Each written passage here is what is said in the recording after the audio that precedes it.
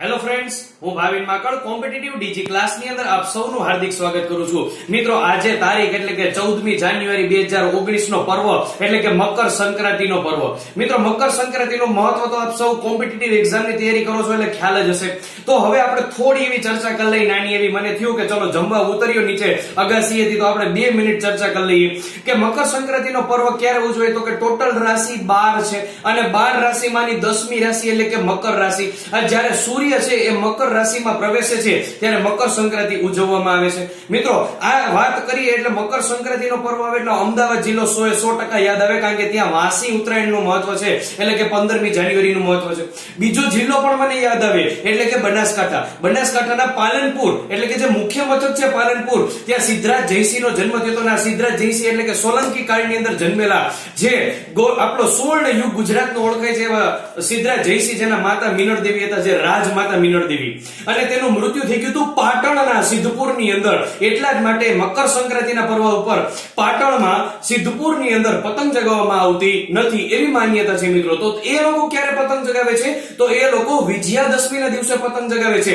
જ્યારે આખું ગામ રાવણ દહન કરતું હોય ત્યારે એ લોકો પાટણના સિદ્ધપુરની અંદર પતંગ ચગાવતા હોય છે.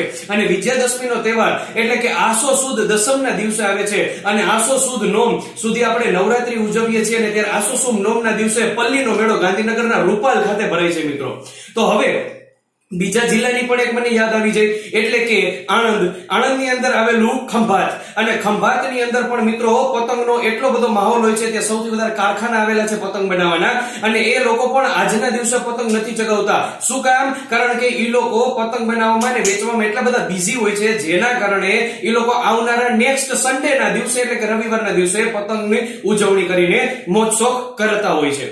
અને બીજી એક વસ્તુ કહું કે આપણે વિષુવવૃત્ત વચ્ચે છે, ત્યાર ઉપર કર્કવૃત છે અને નીચે મકરવૃત છે. જ્યારે મકરવૃત થી કર્કવૃત તરફ સૂર્ય જાય છે, એટલા જ માટે મકર રાશિ મકર સંક્રાંતિ ઉજવવામાં આવે છે. અને એ રીતે કર્ક સંક્રાંતિ પણ ઉજવવામાં આવે છે. ક્યારે મિત્રો કર્ક સંક્રાંતિ?